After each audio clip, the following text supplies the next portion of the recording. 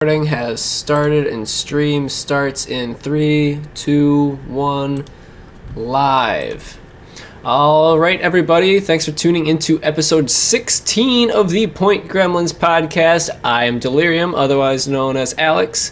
With me is always James, otherwise known as Jonas the Red, and today we have a special guest, Damien, otherwise known as Frogchamp. That's so true. The majority of the time today is going to be dedicated to talking about leagues. Luis, get out of here. The hell? James, kick out Luis.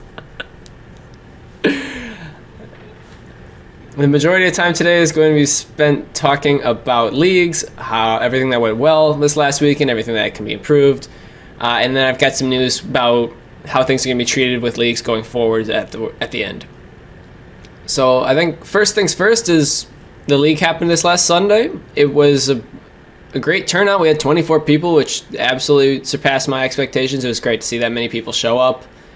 I know James was also really happy to see it. And it meant we had 6 teams of 4, which is an awesome number. It makes bracket really good. We did end up running everything as double elimination, and once again, teams of 4. So if you lost twice, you were out. There was a couple teams that got buys, but it didn't really matter. I don't know. I think the reception we got right away was very, very promising.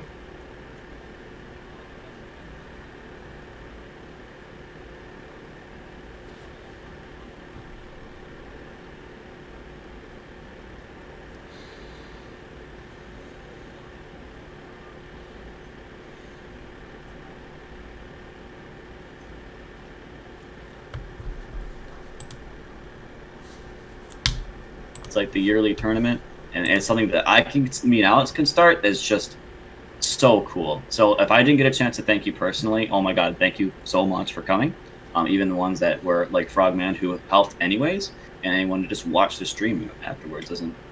Any support is thanked, and if you're going to come in the future ones, all the better. Thank you so much.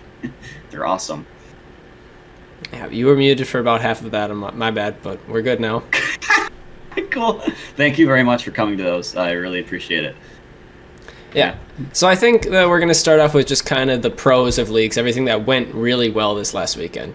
And obviously besides turnout, besides the time we got out, I mean, we ended up running the leagues for about 3 hours. The end of grand finals got out at midnight, which is a little late, but 3 hours to run a 16 bracket, double elimination, 2 rounds each side. I think it went well. We had a lot of people helping out. Damien, you were helping out a lot in Armory. James was running around filming things. I was running the bracket. My dad and Jeremy were working plenty hard as well. So we had everything that worked for the leagues was riding on the backs of people that decided to help out. I know like Tom and Dummy helped a lot with the gear. Redbeard helped with the gear, as well as there's a bunch of people upstairs helping report things to Jeremy. So there's a lot of people helped make this work, which is really cool to see. Yeah, it doesn't have to be that way every single time either. I think it might just end up happening that way anyways. Really what this is going to ride on the backs of is going to be staff that just kind of helps out because they're already playing in them and may as well do it anyways. I don't know how that's going to work in the future, but thanks anyways. I do have some news on that for the future as well. Ah, cool. Yeah, but cool. That will come later. We'll get to that when we get there. Yeah, so generally we're going to go over the good sides of leagues and the bad sides of leagues. So we're going to start. Do you want to start with the good or the bad? We're going to start with the good. Okay. Start with the good. One of the things I noticed really well is I really enjoyed this league accounts that we made for those. I really like having an individual skill rating or individual stats that you have on your account that aren't like boosted off of killing new players over and over again in your spawn. I was looking at comparisons already, and I'm sure everyone already has who played. I have like a 1.3 KD in these things, and normally my KD is like a 2.2 or something, nothing crazy, but it's a drastic change. None of the bars fill up, but it's cool to see how I compare against other players, and that's a great way of making the rest of the sport move on from there. Yeah, that's one of my favorites so far. The only interesting thing is that some of the players get a skill rating they definitely should not have. Maybe they should. For example, poor Milkman, his leg doesn't work. He got a really low skill rating of 11 when he should be like in the 70s or 67, high 60s. Yeah, so moving forwards, the plan is to use these league accounts to balance the teams. So the way the teams were divided was just I took the average skill rating through all of the players and made each team, so all 6 teams with 4 players, had about that skill rating. So it's basically going down the list, snaking high skill rating to low skill rating, so that each of the teams had about the same average skill rating. And the plan is to use these league accounts to make the teams going forward so that we don't use your public session stats, but we use your league stats, which should make more sense while we're doing them in leagues instead of in public sessions. But for the most part, I am a little worried about... I want to dilute them a little bit more before we press forward with doing them like that. So what I mean by that is I'm not going to make the teams based off your league skill rating for the next league or the league after that. What I'm going to do is I'm going to take your league skill rating, add it to your original skill rating, and then divide it by 2. So I get an average of each player's average skill rating between public and league. Yeah, I really like this way of doing it. It's not like as extreme as like giving everyone like the raw stats of it, but it still gives you like it's somewhere in between. I'm more leaning towards where I want it like rough, how you got your skill rating, higher or lower, whatever it was, and the skills just average out as we do more leagues. But this way we can kind of base off what you're kind of like in the public sessions as well, so we're not just go crazy with it. Because I remember you mentioned it, I think last week, is like if I make these teams next week and they are just unrunnable, you can't run this thing, this is ridiculous, there's no way I'd ever do it, right? If the next week's teams were just absolutely crazy, like there's no way I'm going to make this, continue doing it this way type of thing. Right. Yeah, so there's obviously a few outliers like Milkman's 11 that if Donnie didn't have a broken leg or whatever the hell he has, it would be absurd to be putting him as one of the last round picks on some random team. So the fear is he doesn't play the next league, but he plays the league after that and his leg is healed by then somehow. Well, he has this 11 skill rating and I can't assign him as an 11 skill rating because then these teams are not going to be good at all. And the other problem is I'm also assuming that the 24 players that played this last week are going to be the 24 players that played the week after. Well, that's not going to happen. It's not going to be like that. So I'm going to get some new players, and I'm going to lose some of the current ones. So I have to factor in these other skill ratings that are coming from public sessions and weren't playing in the leagues. Yeah, I think it's a great plan. You know anyone else that's going to be... I know some players that are going to definitely not try it again because I thought it was going to be one thing, ends up not being what they wanted. But I know there's some players that are definitely going to be playing again, so we know for a fact it's going to change at least a little bit. The nice thing is that we don't have to be stuck with the 0 or like the 10 skill rating for the new account. We can still take some of the averages from it. So for the new players, would it just be straight up there would just be their public skill rating then you base it off of then. It wouldn't be diluted from the 10, right? Right. Yeah. Wouldn't that change it still? They would, depending on the player. Yes. I mean, it's not going to be perfect by any stretch, and I don't think it's going to be perfect going based off skill rating anyways, but it's just the way I'm going to do it. It involves the least bias. It doesn't have us setting aside 30 minutes for captains to go ahead and pick people. It makes things a lot easier for everybody if we just do it based off the skill ratings. And there's going to be a couple of hiccups that are going to come from it, but I'm going to do my best to move forward with doing it this way. Really what I want these to be is like leagues are meant to be quick competitive sessions that you're trying to do. Quick competitive elite member only sessions that you can get. We say elite member only, but the thing I'm really worried about is I don't really care if you have the elite membership. I just care that you're a regular. I'm just trying not to let random people walk in and play these leagues because that's just gonna. It's a bad idea. It's not the worst idea, but it's not what we want. It's not what they want either. It almost feels bad when they play normally. I don't want them playing in the most competitive thing ever, because you guys saw we're playing out there. We're playing at the hardest, not the hardest we ever could be, but harder than normal. I was playing harder than normal. I was sweating after game 1, given it was Juggernaut. But I was like, wah, moving really, really fast for it. Yeah, I was trying. I was trying my absolute hardest there. I was doing everything I could. Yeah, how did leagues go for you, Damien, the Frog? Not very well, I'd say. Going 0-2 is not the best.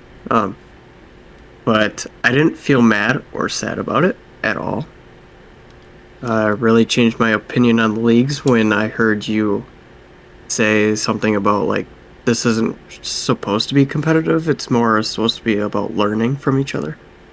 Oh, That's what I want it to be, yeah. Less toxic, please, guys. When I saw the tournament last year, I was like, okay, this is cool, but man, there's a lot of hurt feelings. There's a lot of like grumpiness. There's a lot of I don't want to play the tournament next year, and the only way you can learn off each other is once a year. Besides like weird diluted sessions with a bunch of new players in it, you have a very concentrated example of what our crazy regulars are doing, and you can learn from them. I learned so many damn things.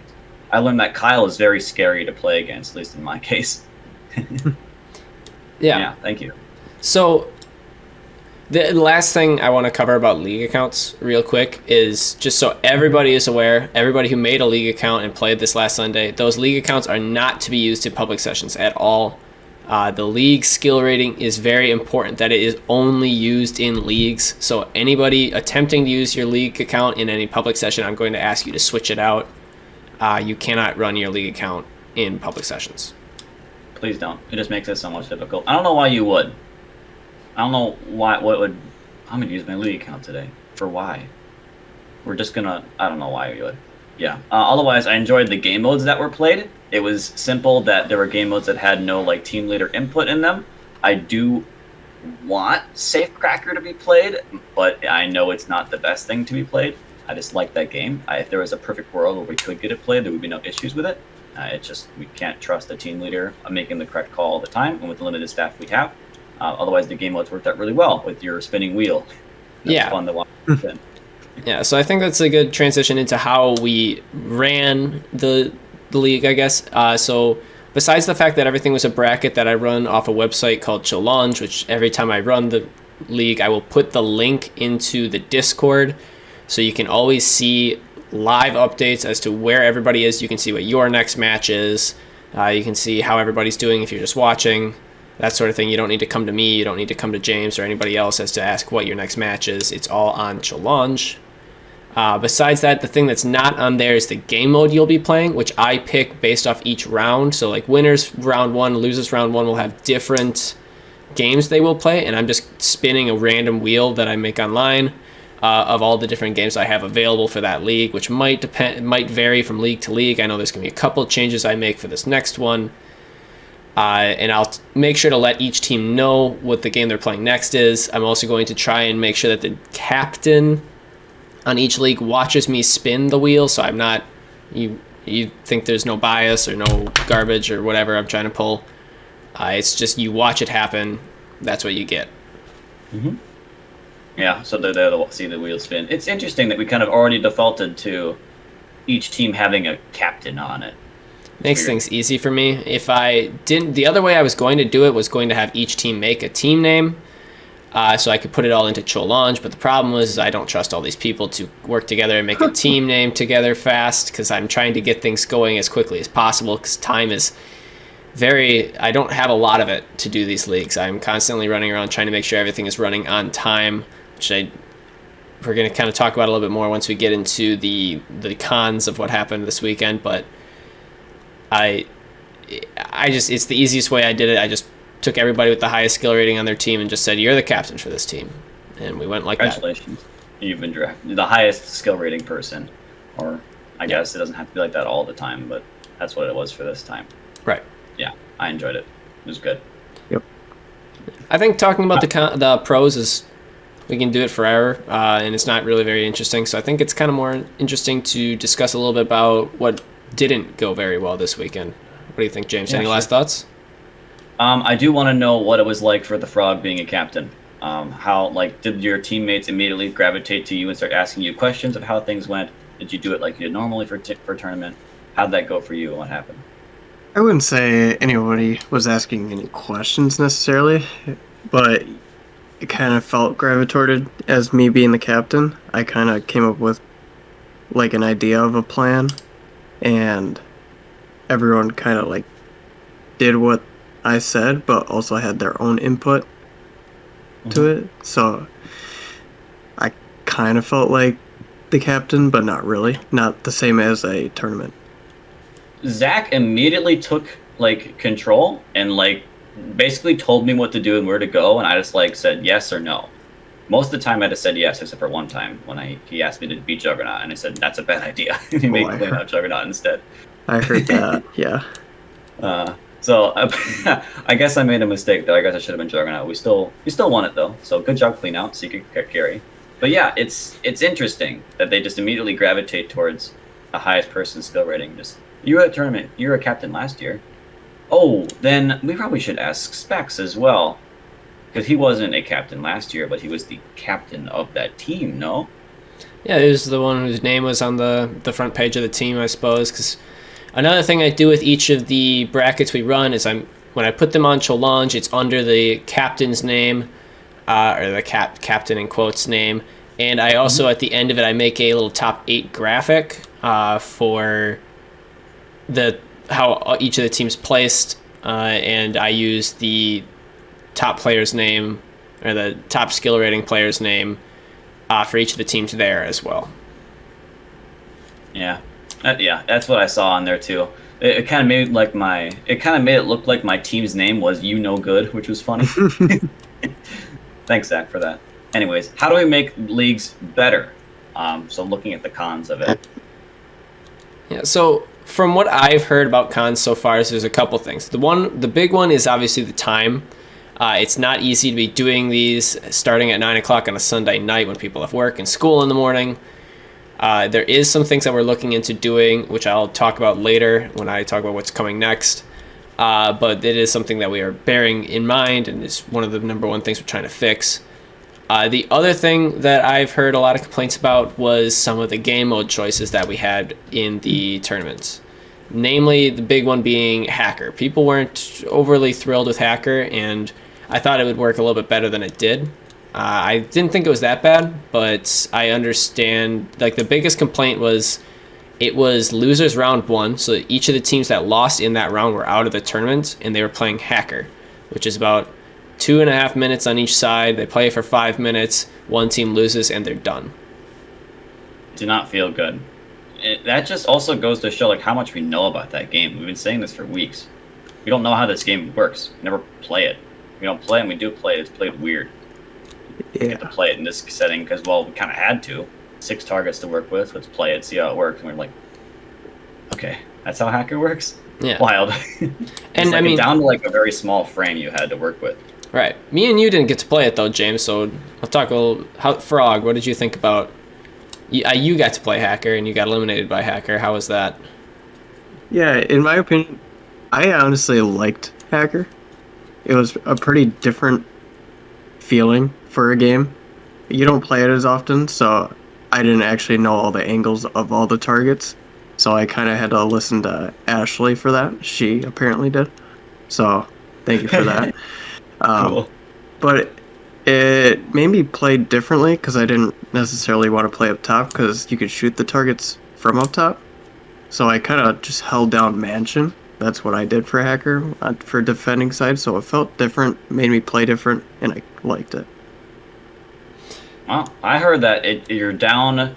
Really winning that game is down to like a few seconds of how efficiently can you get half of them started, and then how many more can you keep active at once? Like how often can you keep 4 or 5 targets going? I don't think we ever saw 6, all 6 targets going at once.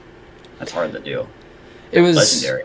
Really interesting because each of the games came down to about 20 seconds. It was about a 20-second difference for each team getting eliminated. It shows how close the games were. It really did come down to how long you had 4 targets or 5 targets instead of just like the normal 3, because it goes faster when you have more. And having more than 3 targets was very important to winning. Mm-hmm. Yeah, if you're not clear how Hacker works, if you have half the targets, however many there is, normally there's 8 targets. In this case, there's only 6. So once you had 3 targets captured for your side, it starts the upload. but it doesn't continue at that rate forever. Some people are confused about that. It will continue it'll go at a faster rate if you happen to have more targets on your side. So it'll keep going faster and faster and faster when you have 4, 5, 6 targets going at once. It just goes, it just uploads super, super fast. Yeah, and that's how you'd win it. That's how it always came down to, is how long you had 5 targets versus 4 targets hacked. Yeah. And Ooh. As far as game modes are concerned, it's not the easiest for me to not include Hacker. I'm going to try not to next time, because the main complaint was the fact that the games didn't take very long. Not that the people disliked the game mode. There was plenty of people that didn't like the game mode, but the fact that the games take so short and you pay $20 to go into with getting about 15, 20 minutes of game time is not great. So I'm going to try and do the best I can to fix that. But keep in mind, I don't have team leaders for this. And the team leader I do have is also doing Armory for the most part. So it's hard for me to run games like Safecracker and Backpack games. UBL is like maybe possible. We'll try that one, I think, next time.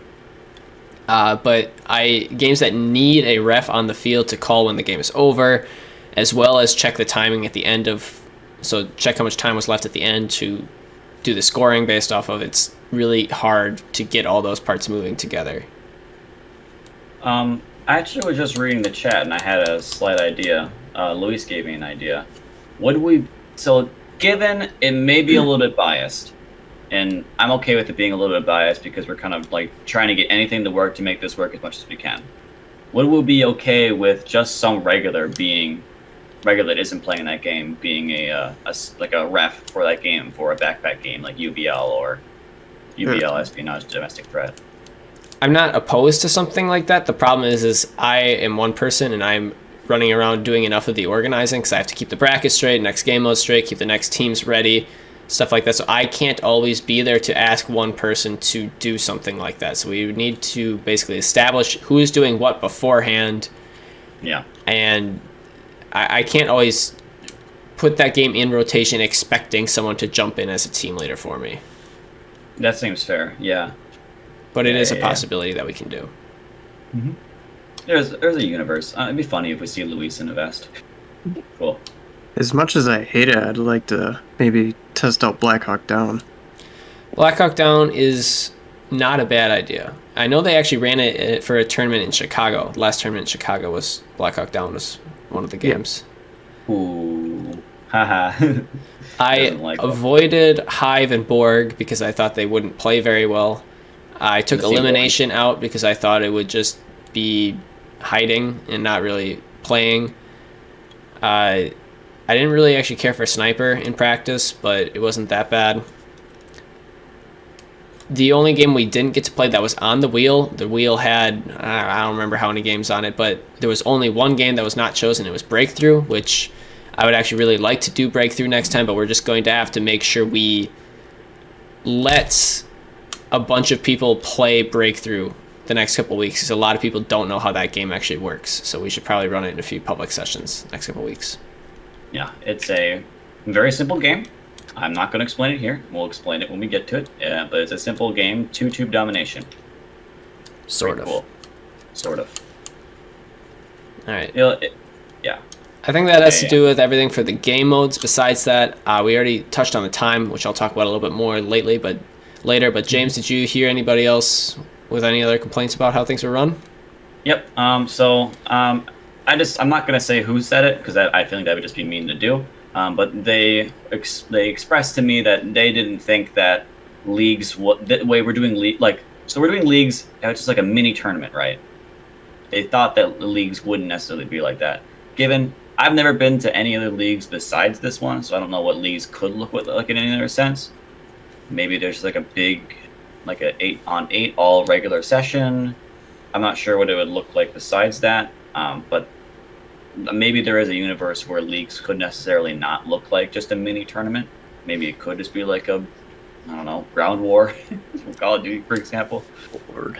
New, different. Am not going to do that. The leagues are going to remain either round robin or double elimination with the smaller team size for a couple of reasons. One is in the past, doing big sessions of all regulars just a full competitive session has never ended well.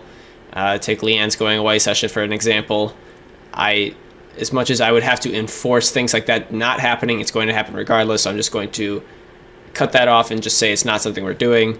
The other thing is, if you play so if we took our 24 players from this last session and we just split them into 2 players, 12 on 12, we wouldn't have seen the teamwork and communication that we saw otherwise. So you wouldn't be communicating with each other. You wouldn't be playing the objective with a team. You would be playing a public session, but basically a little bit tougher. You'd be playing by yourself, basically. Yeah, I mean there might be something middle ground there where we're not like looking in the right direction of what else like something like this could be. I don't know what it is, but this is what I wanted to do, and I'm really glad of how it turned out. So, to who you are, thanks for giving your input anyways, but that's our thoughts on that one. Yeah.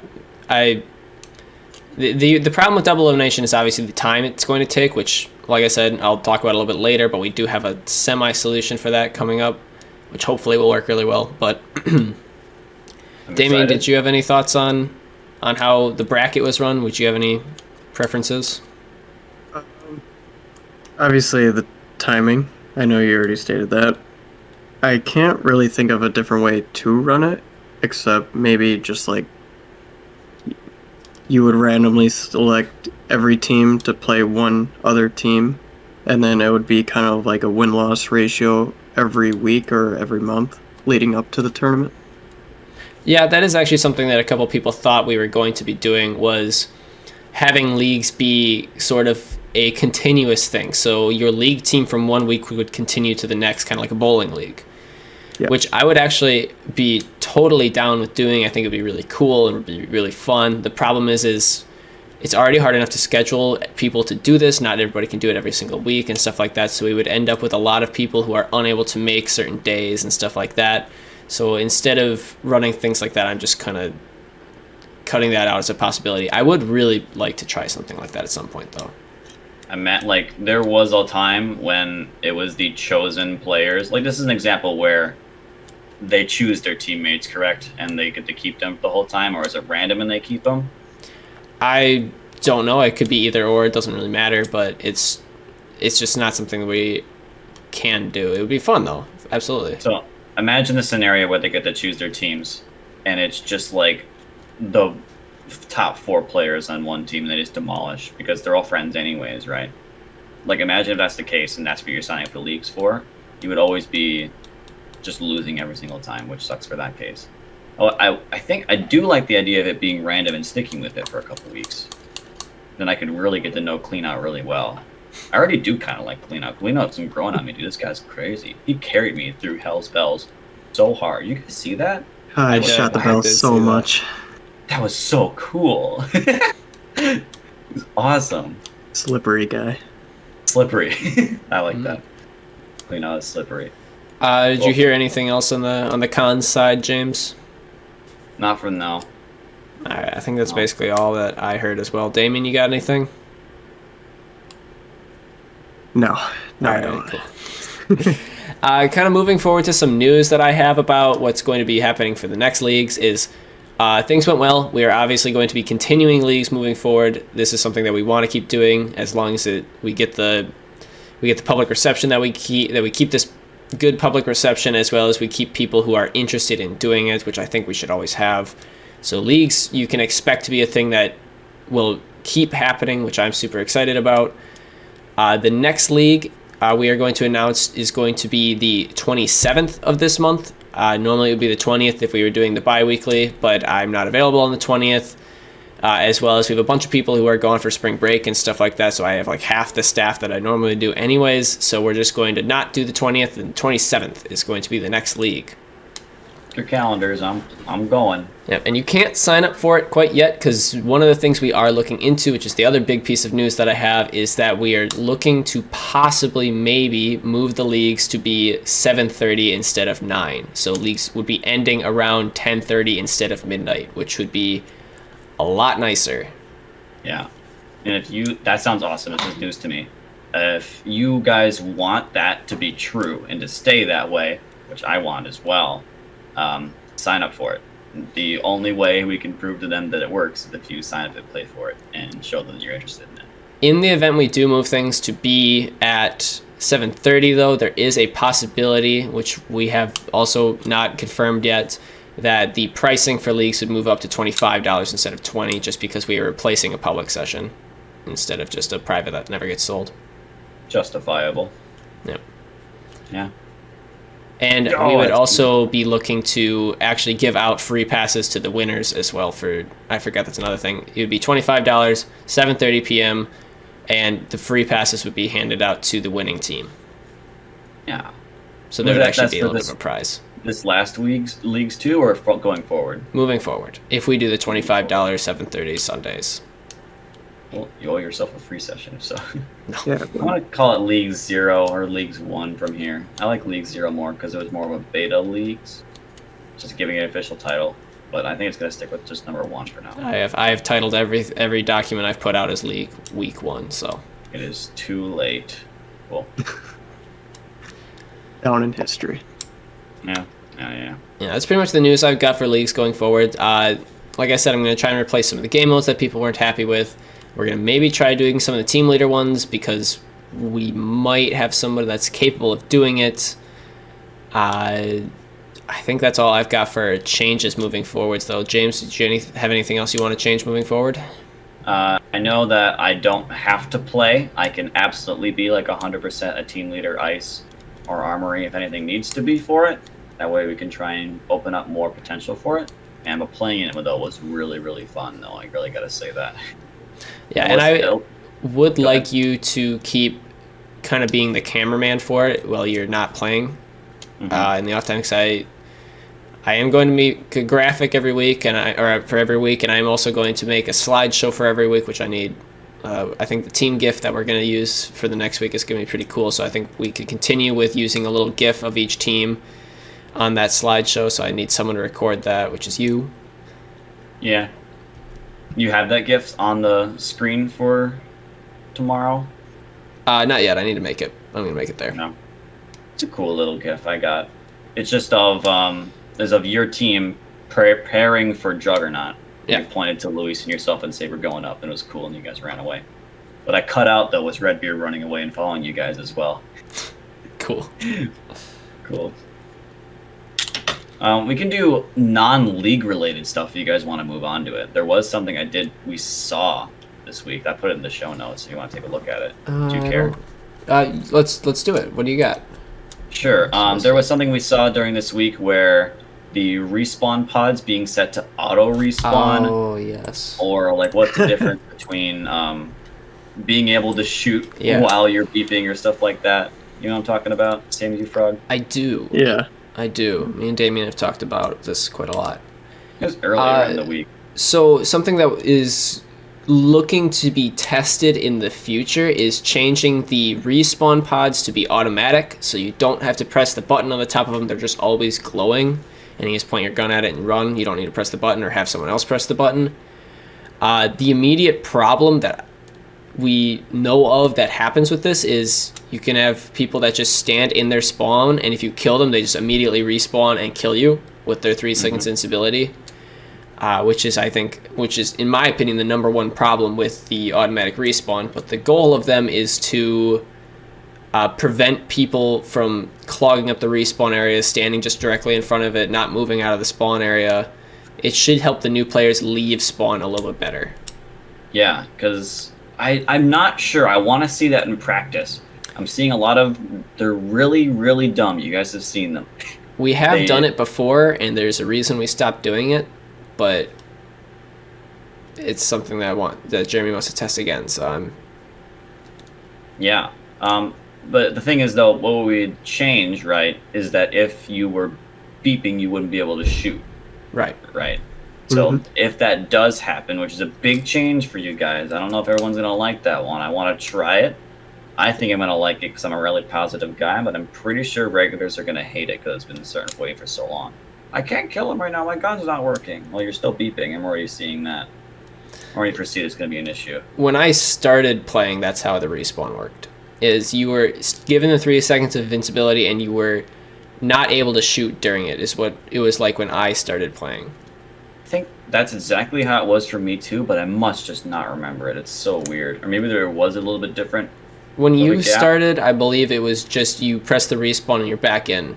There's no invincibility. Right, that's when I started. And then we changed it to either the way it is now or what you're talking about. It and would be just can't what I remember it. talked about because that's how I started for about a year, and then after that they changed it to the shooting while invincible. It's so weird that I don't remember that because it's like such a huge way of playing. What if I couldn't shoot someone right in my face? Well, yeah, you're still invincible. You could still get the cross, but you have to have that triggered duel that you know when you're alive first. Given if it all works out right, you should know if you're alive before the other person does, even if you're right in front of someone, because you can hear your gun beeping. Maybe there's a slight delay in the lights. I don't know. It'd be cool. It'd be cool. Wouldn't there be some other places people can respawn as well? Or No. is that too far down the line? That would I don't think that's even something we've considered. Ah. I think we're considering like instead of the tubes, it would be beacons instead. The beacons. Oh, yeah, I think I know what you're saying. Like, I yeah. don't know that we need to do that, but we could. It's not a big change. It doesn't really matter. Right. I'm just saying, like, if we put a cone on it, I know I mentioned it quite a bit, so it does market players don't respawn up there. Oh yeah. Imagine if the I'm pretty The sure we jailbreak tested it respawn. last time, and you couldn't respawn from top of market, but maybe I'm misremembering, and that was another problem that there was. No, it's something that's going to be tested eventually, and if people don't like it, we're not going to do it. If people like it, we'll do it. But the purpose of it is to help out new players, not so much for the regulars. Which, I don't know, if it becomes a problem, we'll just stop doing it. I don't know when Go we're going back to to test the it, way it though. yeah, that's definitely going to be on the list for a beta session eventually. I don't have any say behind that. I don't care when or have any say behind when it happens. It just will happen sometime. Wait, didn't we have a date? For a beta? No. No. No, we do not have a date. We're looking to. I think they're looking to do one later this month, but they don't have a date. No. We're already decently into the month. We're 10 days in. Soon, hopefully. Oh, the other thing that I think is going to be news to a lot of people is the pistols are working. Yo, pistol news? So Alright. Swag. I have to confirm pricing with Jeremy and my father, but I believe they should be available this weekend. Okay, so a couple there things is- about them pistols. Yeah, there's a level cap on them, and you have to be an elite member. Those are the two big things about the pistol, because they are not easy to use. I will give everybody that buys one a little lesson on how to use it.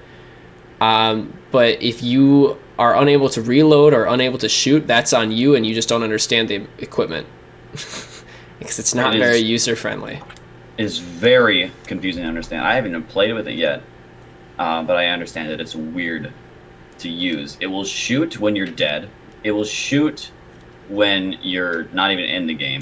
That It'll thing just shoot goes when you're and out of makes it ammo. seems like it'll Yep. shoot what? Yeah, yeah. If you're out of ammo, it shoots. The difference is the laser that comes Right. out of the gun. That's when you're actually shooting or not. Yeah. And it beeps you when you're out of ammo. It's a confusing little device, but it's cool. You can schmooze with it. I love it. I think it's super, super fun. Once you kind of get the hang of how it works, it's really not that complicated, but it's not the most intuitive device. I know Simpson loves the thing. I know you love the thing. Damien, I didn't actually hear your opinion of it when you played with it. I liked it. The only problems were the user errors. There's going to be yes. plenty of them. Yep. It's gonna be plenty of it. If you are interested in how the pistol works or how it looks, there's a YouTube video on my channel where Delirium is playing with it. Whoa.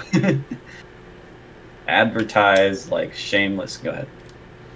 Anything else, guys? 40 minutes, we can squeeze some things in. We have a really interesting 7-day, but I don't know if we're there yet.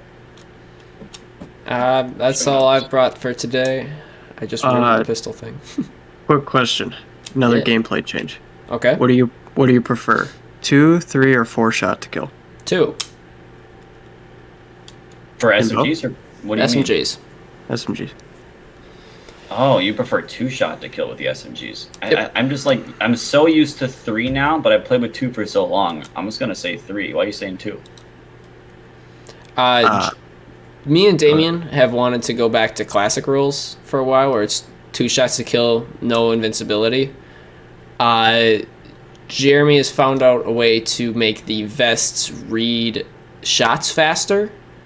So he kind of wants to change from 3 shots to 4 shots, which I am not in favor of. But it is something that he is looking into doing. It already feels like I'd use 6 shots to kill someone because of the delay on the sensors. If the sensors react faster, wouldn't it just feel the same? Maybe a little bit different. I don't think it would feel any different, especially because it's not like we wait for a full burst to finish every time we pull the trigger. We pull the trigger as fast as we can, and we're basically completely fully automatic, so all it's going to do is change the kill time. That's so cool. That's really cool. We got to try it both ways. I've never played with SMG 2-shot. Was there a time with SMG 2-shot? Yep. That's when I so started playing, cool. it was 2-shot. And we went to Michigan. Michigan is 2-shot, yeah. Yeah. Wow. I had no idea. That's really cool. Put that on the list of things to try in the beta session. It's already on there. Man, that is so cool. Yo, he dropped the link for me? Cool. I got you. Thanks, man. Cool. All right. Anything else? Last moment. Chat, anything interesting? I don't want to make another shorter week, but it looks like it's going to happen again. I don't like it. We'll get about 50 minutes. It's not bad. All Okay. right. I'm going to Show pull me up that 7-day. Ye Ol' 7-day. This is an interesting one, so I can talk about it. All right, this is an interesting one. So moving down the list, number 1 is Specs, then Shea Money, DeSeal, Mama82, Quicks, Gamodo, Live for the Moment, Killer of the Criers, Rar Ashaway, Glue Eater, Wakened by Sheep, Watch Your Flank, J Lore, Chief, and J Vito. So That's cool. right away, no Sniper 17. He was camping. So he's not on this list. Haha, no Sniper 17. Haha. Specs takes the number 1 spot for I think the first time ever. So Yeah, congratulations to that's cool. Specs. Gamodo is KD all the way at almost number 6 with only 300 deaths this week. Where are you seeing the deaths? Or It's just you're just very seeing fast KD. math, yeah. That's so cool. And we Quick's don't got talk his about first star. DeSeal. Yeah, he's there. He's real. His 105 kill streak. Yeah, we don't talk about him. Okay, so there was a session that I think everyone saw, at least on pretty much everyone's Snapchat story, where DeSeal got like 105 kills in Borg. And you can kind of see it here. You can see the jump between Shea Money's 850. Yo, I just realized Shea Money's in second. That's cool. 850 kills to DeSeal's 415. But he's third place in score, so 42 to 45. So that game, since he was like 35,000 points total for the session, I think, just gave him that massive jump. That gave him 22,000 score. That is a true point goblin right there, ladies and gentlemen. He is a true point gremlin right there. That guy's getting his points. I would like to point out that the humans in Borg got nerfed. They are 1-shot 1 kills now. It is also entirely Damien's fault God. that this happened, because apparently Hive doesn't work now. So this was supposed to be Hive. True. True. So it was going to be Hive, but then the zombie headbands don't work for Borg anymore. Yeah. You can't plug them in. It sucks. Well, they were never supposed to work. Yeah, but they did. We made an entire game mode around it, and it's your fault it changed, clearly. Yeah, so I'm going to have to test around and see if like hacker targets work or something now, but for now, Hive doesn't work. Truly a shame. But like I said, Quicks got his star. Waken got her star. Any other stars? No stars. Gamodo is Ashaway instead of Ashaway. Gamodo is unfortunately close. Jailer is getting close. Yeah, he's at Eagle 42. I feel like that dude just started playing. He did, but he plays a lot. Cringe. His parents just like sit him here and say, "Take care of him for me." Funny. I need to get paid more for that kid. Yep. True. Cool. All right, ladies and gentlemen. That's a wrap. Okay, unless yeah, look at the kill streak for Decil. It's 105. It's right there. It's gross. Gotta hate it. Ugh. Okay. All right. Ladies and gentlemen, episode 16 of the Point Gremlins podcast, Leagues edition, Leagues wrap up.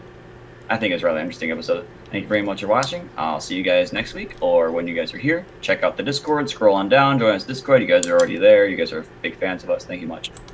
Bye. I cut you off halfway through it. I like that, yeah. My team. My team? It's me, Luis. Me and Luis. Why?